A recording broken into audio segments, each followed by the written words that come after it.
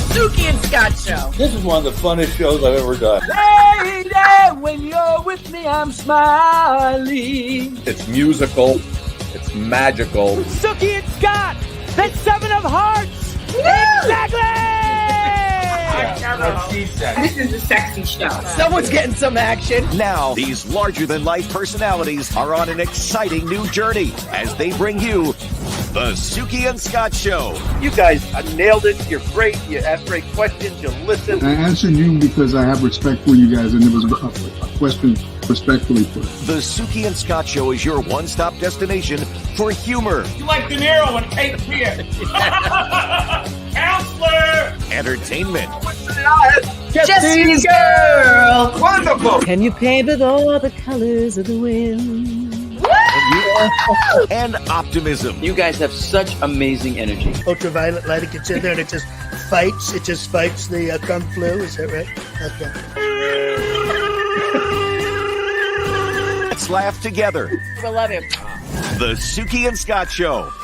That's the best intro for a show I maybe have ever seen. Your intro is fantastic. I'm still standing. Yeah, yeah, yeah. Guys, we're still standing. I'm still standing. How many shows have we done? Suki, I think we're up to 1,173. I think a little bit more. 1,178 to be exact. Yes, That would be exactly. it. And the Suki and Scott Show just rolls on, everybody. Ladies and gentlemen, back at our beautiful studios here at Odyssey headquarters, Midtown Manhattan, home of all kinds of radio stations here in the #1 market in this beautiful country of ours. It is the podcast central, right? Yes, yes. But we are not a podcast. We are streaming television, my friends. We Suki, are the cutting edge. Anytime someone says, how's the Suki and Scott podcast going? You know what I do? Bam, I knock them right out. I knock them out, Because Sue. we're a streaming channel. A streaming channel, yes. USA Today streaming, all the platforms. We're all over the place. Suk, we have got an amazing show today. You know how much. Suk, how many amazing comedians have we had on the show? From George Lopez. Oh. Right, so many. To Bill Engvall. Bill Engvall. Dane Cook was on Cook. recently. I mean, the list it goes on and on. I don't have to tell you guys. And it never ceases to amaze me how we just get more legendary comedians time in and time out. And the guy we have on today, Tom Dreesen. I mentioned it to a friend of mine. I said, "Hey, we got Tom Dreesen." He's like, on "What?" The show.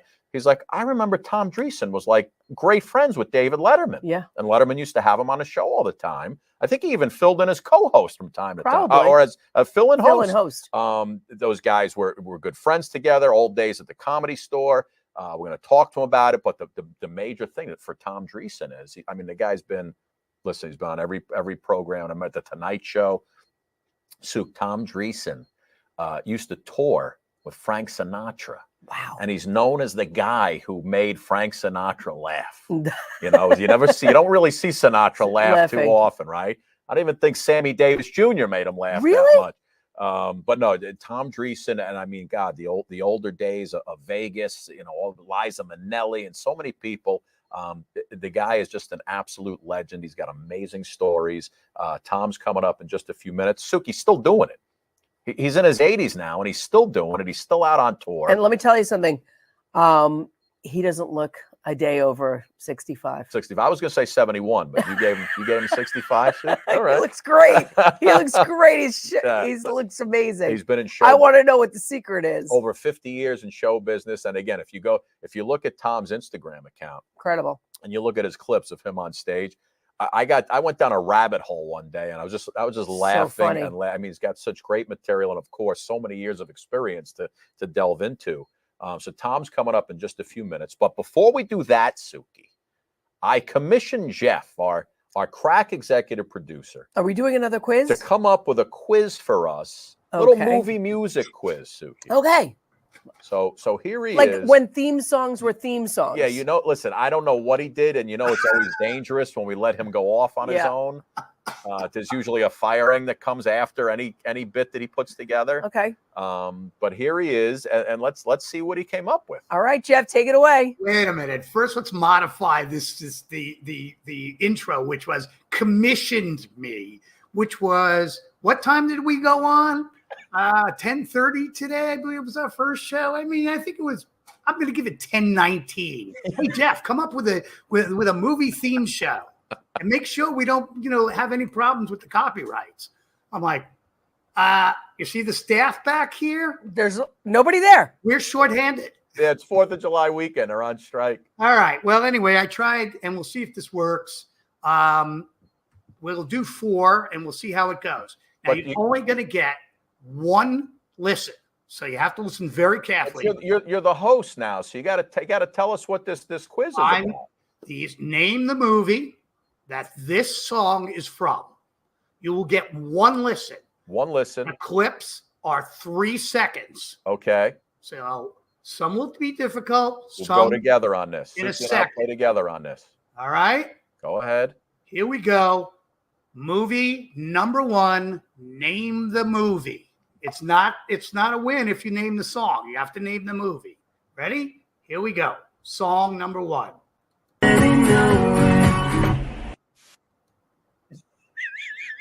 But that wasn't even 3 seconds. Well, okay, but that wasn't so easy. It's a very popular song. I'll give you a clue if you like. Did you know what that is, Suk? The song is from the most famous band of all time. Okay. The Beatles. Who's that? Who's the most famous band of all time? The Beatles. Okay, so it's a Beatles song. Is that the movie where the kid thinks where the Beatles never existed and he's the only one who knew it? I haven't seen the movie. You know the movie? I know the movie. About. Yeah, I saw it on a plane. The kid from India. Yeah. Is that the movie? He's an English kid who grew up, and everybody lost their memory of the Beatles except for him. He started singing their songs. Yeah. That version was actually not the Beatles. It was Amy Mann, and the name of the movie is Two of Us. Oh yeah, the Two of Us. Yeah. All right. Okay. Next. Okay. Next. That was the toughest one. Okay. All right. Number 2. Star Wars? Is that not it? Is that? It is not, but it's close. Sounded it's like an the adventure Fox film. football theme. No. Is that a TV theme from Fox Sports? Movie. We're in movies. Nope. It's an action film. Raiders of the Lost Ark. No. It's close. It stars Johnny Depp. Oh, as the pirate. Yeah. What is it? Pirates of Penzance. Pirates of the Caribbean. Pirates of Penzance. There you go. Okay, very good. This is working out Broadway quite well. show. Oh, Lord. Pirates of Penzance. I think this next one gets a little easier. Here Go we ahead.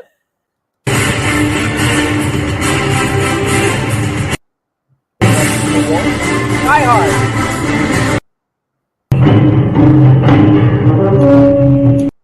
Oh, that's Jaws. Jaws. Correct. Nah, look at us. One out of 3 so far. All right, one more. One more. We'll do one more.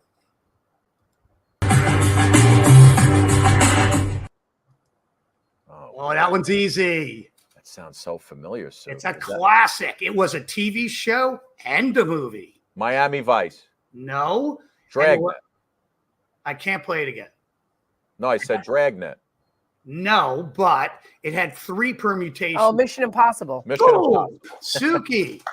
Nice, Sue. Get up. Get Wow. up there. Very nice. Yeah, I mean, I was waiting for Chariots of Fire. That's like so iconic. Oh, that's what or the other one. Oh my goodness. Which Titanic. One? Titanic. Oh, you're ruining the next show because you already have the answers. All right, so ladies and gentlemen, Tom Dreesen, very busy man. He is in the green room. He's waiting to get out of here so he can play a little golf because it's a beautiful day where he is. Every day is a beautiful day where he is. Here's a little bit of Tom Dreesen on stage. We'll bring this legend in on the other side. Take a look.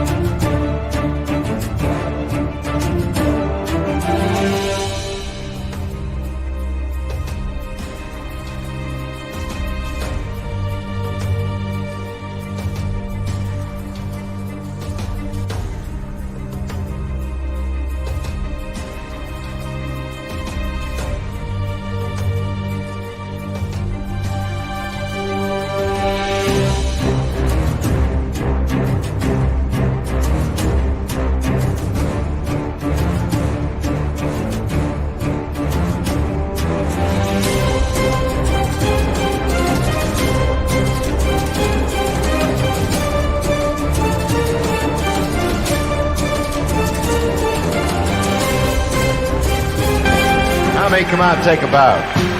Tommy Dreesen, ladies and gentlemen. Funny man. Oh, boy. I know who that voice was. Little Frankie Sinatra, Tom. Yeah. How are you, my friend? I'm doing real good. And I always, when I'm introduced at this time in my life, he's a legend. You know how I became a legend? All my critics are dead.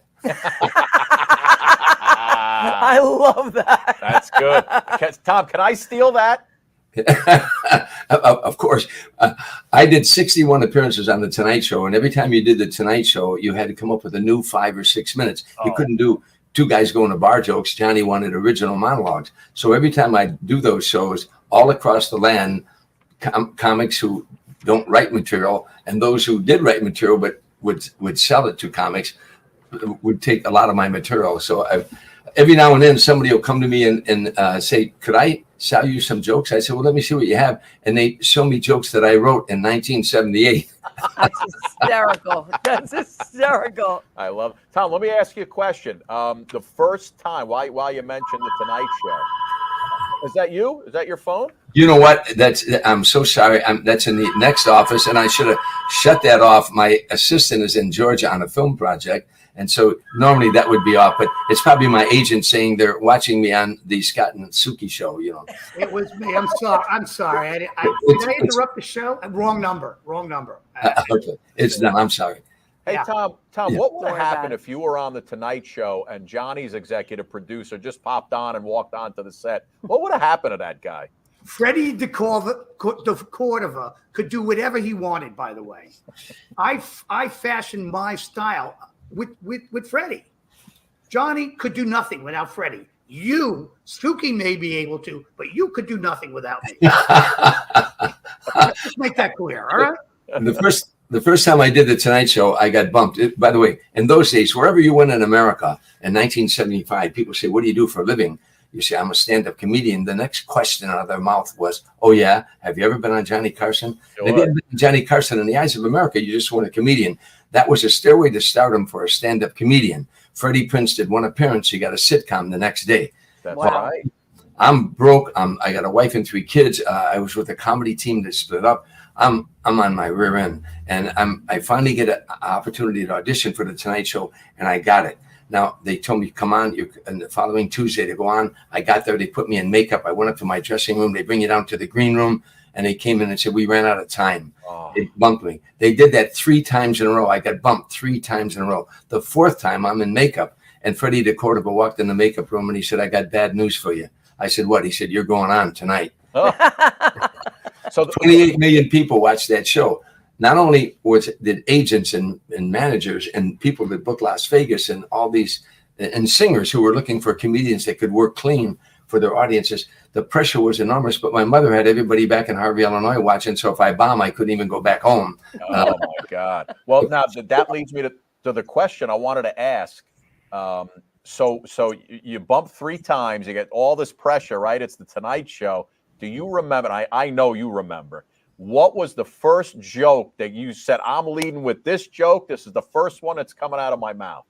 I tell you, it was a silly joke about the stagehands back there said, do a good show, and they hit me on the rear end. And I did a joke about men do that all the time. You ever watch a football game? I can't remember those, but men do it all the time. What if women did that? And I forgot this, at the office, gosh, Alice, you type a great letter, or at a picnic, gee, grandma, that was great potato salad, and you hit her on the rim.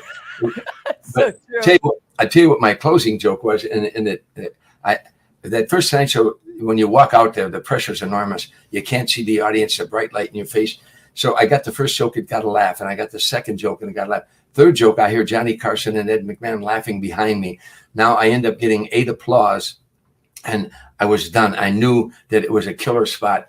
And I closed. I said, you've been a wonderful audience. And this is my first appearance on The Tonight Show. Show business is a tough life. So if you like me, and you're Protestant, say a prayer. If you're Catholic, light a candle. If you're Jewish, somebody in your family owns a nightclub. Tell them about me, will you please? And I went back through the curtain. And the coordinator come running up to me, Craig Tennessee, said, go back. I said, go back and talk to Johnny. He said, no, don't go back and talk to Johnny. Just go back. Johnny called me back out for a second bow. and gave me the little circle. And I never stopped working from that first Tonight Show in December 1975. I can't imagine, but that was like being anointed by the Pope. I mean, it's the equivalent back then of being anointed in the comedy circle and being able to work and feed your family, like you were saying. So how did that relationship between you and Johnny start forming? Was it from that moment on? Because you made so many appearances on the Tonight Show. Yeah, because he wanted to come up with original monologues. He wanted comedians to come up with original monologues and be prepared. And so I was very prepared, not only to do the stand-up. When you sat down and talked to Johnny, when you did your first appearance on the Tonight Show, to America, you had arrived. But to my industry, you hadn't arrived till you sit down and talk to Johnny. And Johnny wanted funny stories with it was a comedy show. He wanted people at the end of the day to go to bed laughing, So, I was always prepared on panel too. When you sit down at panel, I had funny stories that Johnny could lead me into, So that's what he wanted, comedians that were prepared for his show, that took his show seriously and kept coming up with new material, which again helped me tremendously, because singers in those days were looking for a comedian that could not use what they call blue material and mess them up for their audience, So that's how I toured with Sammy Davis Jr. for 3 years. I toured with Smokey Robinson, Natalie Cole, Gladys Knight and the Pips, Liza Minnelli, and finally led me to Frank Sinatra. That's wild. Leaving on that midnight train to Georgia. I mean, I can't imagine to be with those caliber people. Look at Look this at guy, you huh? with old blue eyes right there. What was that like, the meeting and the road that led you to Frank Sinatra? I was touring with Smokey Robinson, and we were in Lake Tahoe working at Caesars, and Frank Sinatra was appearing next door at Harrah's. And I was a big fan of Frank's. When I was a little boy shining shoes in the bars in the south side of Chicago, he was on all the jukeboxes, And so I was a big fan, and I had seen him perform a couple times in big arenas. So I was with Smokey 7 days there at Caesars, and I could have went any night. Why I went the night I went is probably a godsend. But I came off stage and I rushed over to Harrah's Hotel, which is one casino away. I was running into the showroom because I didn't want to miss Frank's opening. He created more excitement walking to the microphone than most artists did with their whole act. And when Frank Sinatra walked out, I was such a moment, and I didn't want to miss it. So I'm rushing into the showroom, and the vice president of Harrah's Hotel saw me running in, and he was talking to a big heavyset guy with a cigar. And he said, "Tommy, come here." And I reluctantly went over, and he said, "Tommy, this is Mickey Rudin." Well, I recognized the name. That was Frank Sinatra's lawyer. He said, "Mickey, this is Tom Dreesen, and I think Tom would make a great opening act for Frank Sinatra." Whoa. The lawyer said, he got a pained expression on his face like he'd been asked that a million times. And he winked at the vice president, but I caught the wink. He looked at me, he said, "Hey, kid, if I gave you a week with Frank, would you want more than 50,000? I said, "Mr. Rudin, put it this way. If you gave me a week with Frank, would you want more than 50,000? He said, "Oh, I like this kid." And a week later, they booked me with Frank Sinatra and the Golden Nugget in Atlantic City. And the second night I was with him, I can remember like it was yesterday. We were having dinner. He and his wife, Barbara, took me out to dinner. And he put his knife and his fork down. He looked at me and he said, "I like your material and I like your style. I'd like you to do a few other dates with me if you're interested." And I didn't say, "Let me check my calendar." I said, yeah. And it turned into 14 years, 45, 50 cities a year, a friendship that I treasure to this day. I was a pallbearer at his funeral, and I spoke at his funeral. And Wow. and it was, I turned down more sitcoms than most comedians get offered in a lifetime in those 14 years, because I was flying. I'm shining shoes in Harvey, Illinois, in the south side of Chicago, and this guy's singing "Come Fly With Me," and I'm flying with him in his private jet all over the world. It was surreal, Look at little Milton Berle. Unbelievable. You know what that picture is? We were at the Golden Nugget in Las Vegas, and Frank came into my dressing room. He said, "There's a new comedian out there that wants to meet you and for you to give him some advice." I said, "Okay." And he brings in Milton Berle. Well, I mean, all those years with Sinatra, I can't imagine the guest list of people. Like you were saying, you're flying around the world. I mean, what was that like to have those intimate settings where Frank is able to be himself with you, and then he's able to be himself with his friends, and you kind of have this, front row seat into the behind the scenes, look at your idol? Well, you know, one thing, the reason I stayed with Frank so long, he never knew how much in awe of him I was, because I picked up on that the moment I met him. I'm an ex-bartender, and I used to read people a lot, but he didn't want another fan. He had millions and millions of fans. He wanted a pal. He wanted a buddy, and that happened for me. I'd stay in his home 6 times a year, you know, down his compound down in Rancho Mirage. Frank never went to bed till the sun came up. He was nocturnal, whether we were on the road or off the road. So he would come and get me out of my bungalow on his compound and say, let's take a ride, Tommy. And we'd ride around the desert till dawn, just Frank and I. Wow. And it was wonderful moments, because toward the end of his life, he really opened up a lot more. And when I first started touring with him, he was the boss of this magnificent tour. Halfway through that tour, he was like a buddy. We hung out together. And toward the end of his life, he was like a father to me, and gave me a lot of advice. And I used to make him laugh, you know, because he stayed up till dawn all the time. This went on for like 10 years. I toured with him 14 years, but one time we were on the road doing one-nighters everywhere, and we flew into Las Vegas. We opened at the Desert Inn, did 2 shows, and now it's 4:30 in the morning, and he's going strong, and I want to go to bed. I want to go play golf. And I get up from the table. There's like 5 guys, and he's telling stories, and I get up, and he said, hey, where you going? I said, I'm going to bed. He said, what for? I said, I got to get up early in the morning, go to the cemetery and visit all those guys. He said, what guys? I said, all those guys who died staying up with you every night. And he laughed. He said, go to bed. And you get a big that's great. You were hanging at that time with the Rat Pack fellas too, with Dean Martin and Sam? Well, no, you know, that was after. I toured with Sammy Davis for 3 years, and I did the Dean Martin roast, and I played golf with Dean. I loved Dean. Dean was a funny. Dean made Frank laugh. Dean could not say anything all day long and do one line and crack him up. When I started touring with Frank, he started using teleprompters to help him with some of the songs. And he was trying to talk Dean into that, because Dean was getting problems in Vegas, forgetting lyrics and stuff. And because they were getting up in years. And Frank kept saying about the teleprompters. He said, and so anyhow, finally one night, Dean gave in, and Frank and I were in Detroit. We did a matinee, and we were in his suite watching football, and we had one more show to do. And Mort Viner, Dean Martin's manager, called, and he said, Dean used the teleprompters last night, and he loved them. He said, when he came off stage, book me on a world tour. These are great. And Frank said, doggone it, I've been telling him, get him on the phone, get him. And he gets him on the phone, and he said, doggone it. And he's hollering out. He said, I've been telling you for years, you're such a stubborn person, and the teleprompters and blah, blah, blah. And Dean goes, yeah. He said, where you guys at? Frank said, hold on 1 second. Tommy, where are we at? I said, we're in Detroit. Frank said, Detroit. Dean said, did you have to look in the teleprompter to find out where you were at? And Frank threw the phone on the floor. He said, he got me again. I love it. God, I love is amazing. I mean, there's a definite brotherhood. I mean, it was a different time. It was a different place. And it was really just a brotherhood of a band of men who really, you know, changed the way we lived. We laughed. We listened to music, watched TV shows, watched movies. It was incredible. Yeah. Speaking of another friendship that you had, one with David Letterman. I mean, wow, what a friendship you had there and still have to this day. Well, you know, when I was with the comedy team, Tim Reed and I were America's first black and white comedy team. History shows we were the last. We wrote a book on it years ago, and it may become a mini series of somebody playing me and somebody playing Tim. But when the team split up, I ended up, I'd never been on stage alone, and I started doing stand-up alone. I ended up on the West Coast, where you had to be if you were going to get on the Tonight Show. And David Letterman, I came off stage one night. I finally got on at the Comedy Store, and this young kid from Indianapolis drove a red pickup truck out to LA, and it was his first night there. And he watched me, and I came off stage. He was in the parking lot, and he said, I really enjoyed your material. And I didn't realize how shy I was. I'm so extroverted. I took it right to him. I said, oh, what's your name? Dave, oh, where you from?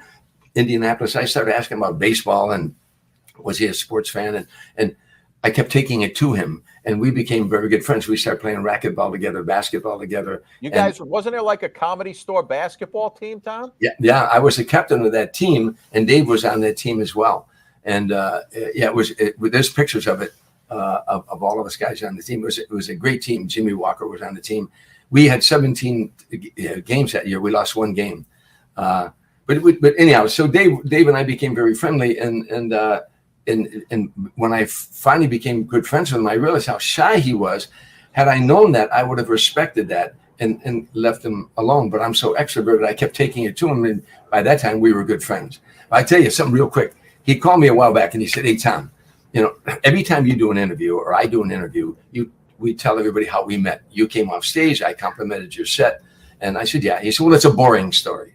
I said, but it's a true story. I don't care if he said it's boring. From now on, tell people you came off stage. I was in the parking lot. I stole some material from you and you beat the hell out of me in the parking lot.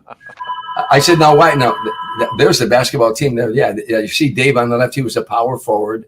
You know, that's probably Dave on the phone right now telling me he's watching your show. Yeah. No, that's Dave. That's Dave all the way on the left. Yeah, it's Tim Reed. That's Tim Reed. Tim Reed next to him. Yeah. In the middle, Tom. Where are you?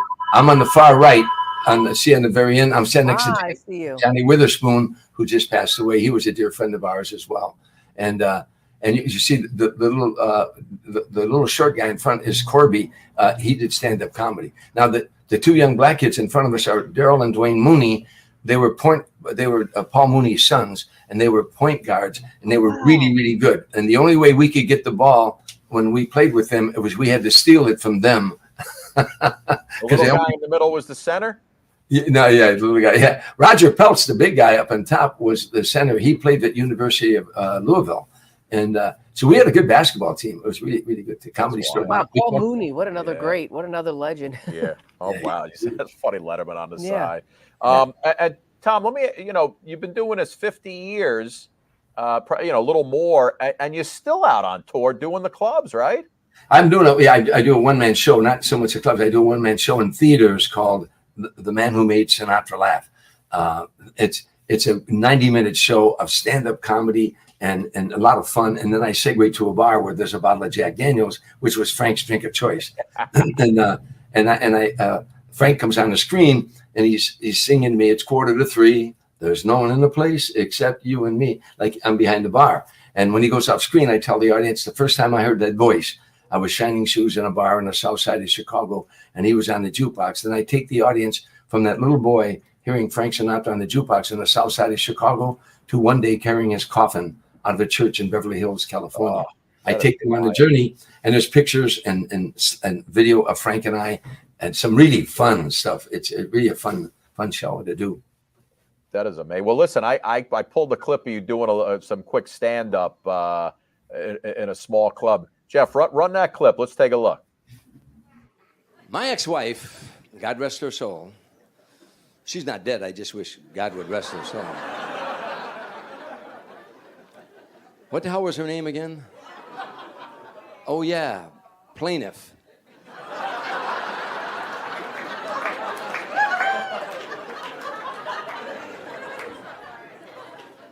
She used to have these terrible mood swings, and you know what I did one time? I bought her a mood ring. It was kind of interesting. Whenever she was in a good mood, the stone would turn green. When she was in a bad mood, it would leave a big red mark on my forehead.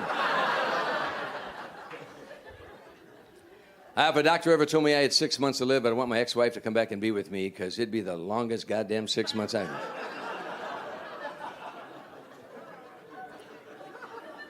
If you're going through a divorce, you have to have a sense of humor. I was in court the other day. The judge said to me, I'm going to give your wife $3,000 a month. I said, that's fine, Your Honor, and from time to time, I'll try to give her a few bucks myself. I love that. I love that. That's good. I love those quick one-liners. I cringe when I see myself. You do?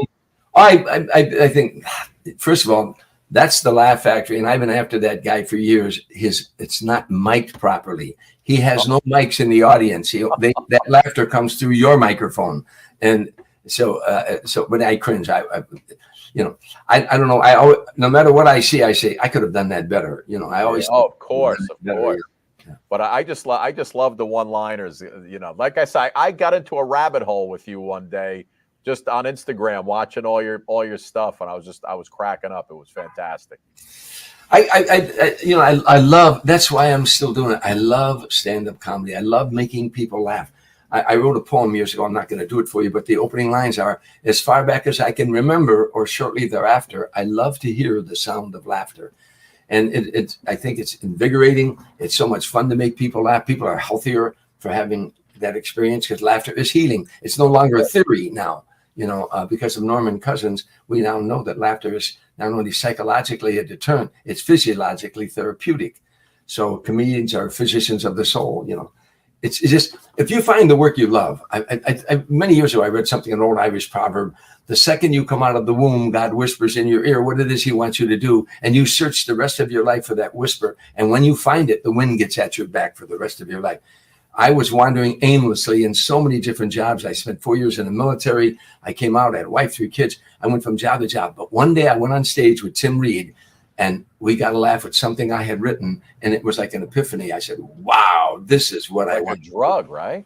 Yeah, can we talk about Tim Reed? I mean, talk about, we had Tim's wife on. I know, right? I know. Well, I just wanted to say, like, talk about being a barrier, like breaking barriers with you and Tim together.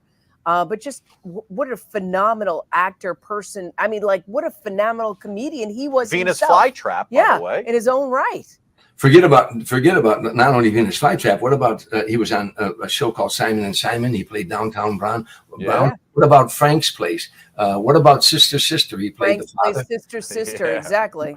Yeah, I love him to death. I would never, everything I own, everything I have is because I met Tim Reed. We were America's first black and white comedy team. In history shows we were the last. There weren't any comedy clubs when we started out. There were none. When we started out from 1969 and 1975, we toured the North and the South, working all black clubs in the North and the South, what they affectionately called the Chitlin Circuit, black-owned, black-operated nightclubs. And we worked all white nightclubs too. We eventually worked the Playboy Circuit. But we paid dues that no other comedy team ever had to pay. I mean, there were some very, very disastrous moments, of confrontations we had. And yet there were also, we enlightened people a lot. Anywhere there was racial tension, we performed. We did 11 prisons in 1 year. We did the county jail in Chicago 3 times. We did colleges, high schools. We didn't preach. We just went to make people laugh. And to sum it up, in 1969, wherever you went in America, people said, what we need? We need better race relations in America. You know what they're saying today? What we need? We need better race relations in America. It hasn't changed. It hasn't changed. Tim Reed and I were having race relations. Every time we were on stage, we weren't preaching. We were having fun. We were having fun because we were buddies. And he had a wife and 2 kids. I had a wife and 3 kids. I loved him like a brother. His children call me Uncle Tom, which is really funny yourself. It's pretty funny. Yeah. It's pretty funny. That is great. By the way, I was quick digress. I was in Nashville doing my one-man show a couple of weeks ago, and Tim Reed Jr. was in the audience because he's in Nashville now. And I was doing a bit about Tim and I stopped and I said, ladies and gentlemen, my former comedy partner is in here, but his son, Tim Reed Jr., is over there. And the people applauded. And I said, Tim, I yelled at him, tell the audience what you call me. He said, oh, man, don't do that to me, please. I said, tell him. He said, Uncle Tom. And the audience roared. That's great. That's great. Tom, before you go, I saw you doing something. You do a lot of like inspirational stuff, corporate speaking as well. It was like a 1-minute bit you did on someone say, everybody always has someone say to them, well, I didn't ask to be here. Yeah. And your response to that is what?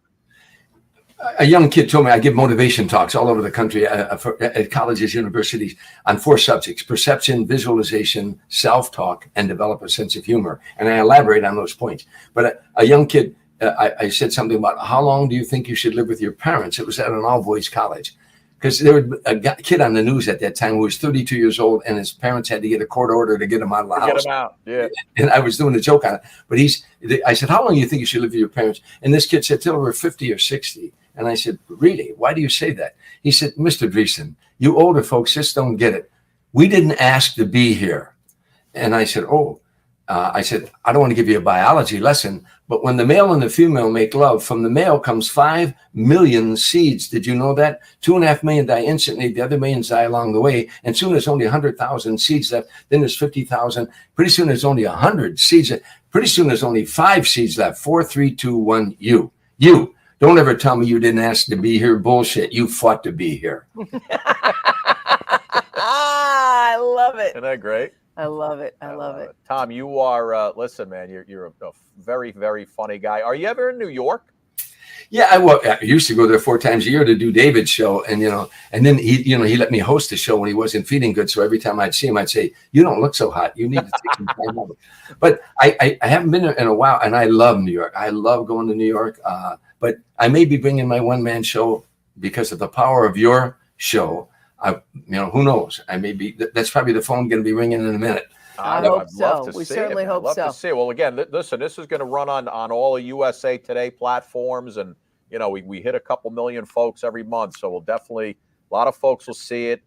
Where you're on tour now? Where's your next stop? Do you know? Well, yeah, I'm going to Chicago in a couple weeks. Just go to tomdreesen.com. And it's DREESEN, as it says on the card. tomdreesen.com. People always put an S in there, an extra S. Tom, I want to know, what's your secret to all this energy, because you have an incredible amount of energy at this age, and you're still doing it at such a high level. How do you keep motivated? The mental acuity. Keep moving? Well, I've read literally hundreds of books on the powers of the mind, and that's why I give motivation talks, but it's self-talk. It's the most important person you're ever going to talk to is yourself. I'll tell you, Clint Eastwood, I'm name dropping, forgive me, but Clint Eastwood's a real good buddy of mine. Frank Sinatra introduced us 35 years ago, and he's a great buddy. And I said to him one time, he's 93 now, or 94, I think. But I said to him one time, I said, yeah, he's 94, May 31st. But I said to him one time, how do you keep going like you're doing? He said, I don't let the old man in. And I never forgot that. When I get out of bed in the morning, some mornings I go, oh, and I go, whoa, I ain't going to let the old man in. Wow. I don't let the old man in. You know what? I'm going to use that too. I'm going to use that. I'm going to use that too. I'm going to say, I'm not going to let that old gal in. She's not coming in. Tom, what was the other one I said I was going to use? I forgot already. I let the old man in. What was that one? What? I'm sorry. What did you say? What? You remember, Suk? He said something earlier. I said I got to use that. I don't remember. Oh, yeah. I'll go back and look. I'll go back and look at it. All of life is how you perceive it. I perceive it to be a blessing. All those hardships are blessings. A little boy goes in the backyard, and he's got a bat and a ball. He said, I'm the greatest hitter in the world. He throws the ball up in the air, and he swings, and he misses. He said, I'm the greatest hitter in the world. He throws it up the second time, and he swings, and he misses. He said, I'm the greatest hitter in the world. He throws it up the third time, and he swings, and he misses. He said, I'm the greatest pitcher in the world.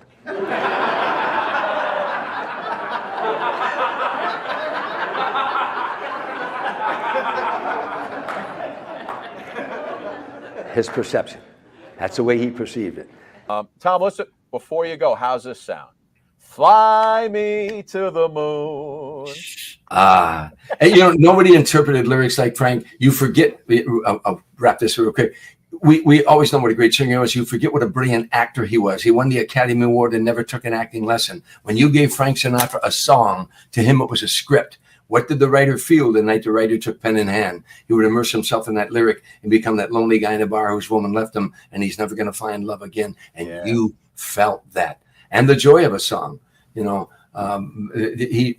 Steve Lawrence once said it. We were having dinner one night. He looked at Frank and he said, you ruined it for all the rest of us. He said, because once they heard you sing it, they knew how it's supposed to be sung. Yeah, Steve Lawrence wasn't too bad. No, he did okay. Tom, listen, thank you, buddy. We appreciate the time.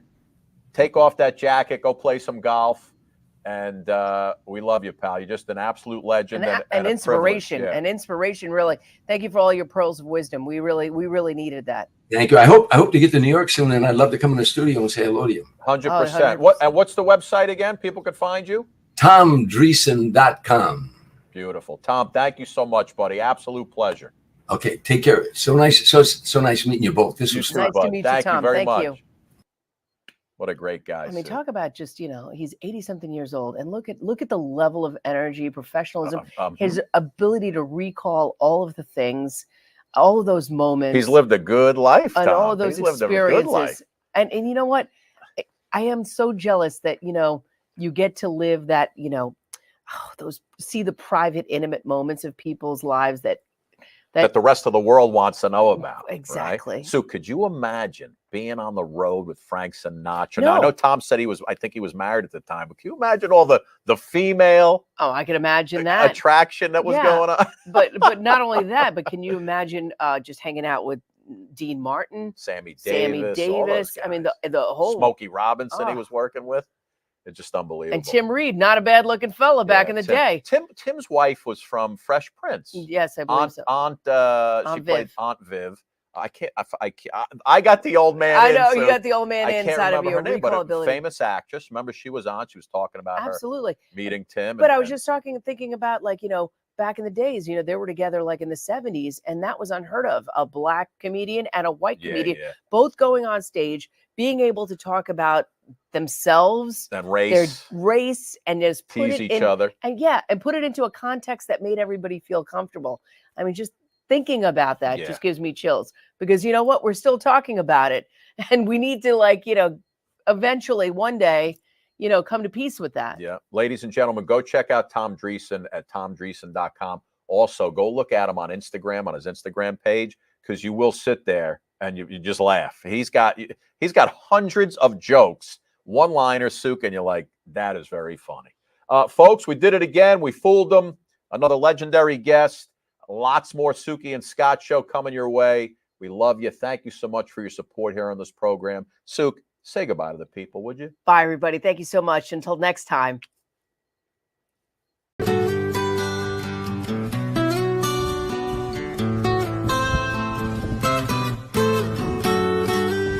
Operator, well, could you help me place this call? See, the number on the matchbook is old and faded. She's living in LA with my best old ex-friend Ray, a guy she said she knew well but sometimes hated. Isn't that the way they say it goes? Well, let's forget all that and give me the number if you can find it, so I can call just to tell her I'm fine and to show I've overcome the blow. I've learned to take it well. I only wish my words could just convince myself that it just wasn't real, but that's not the way it feels.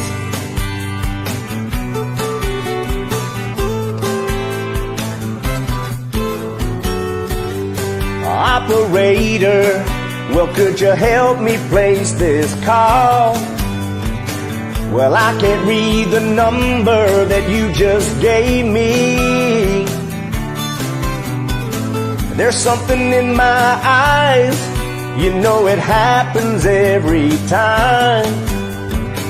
I think about a love that I thought would save me. Isn't that the way they say it goes?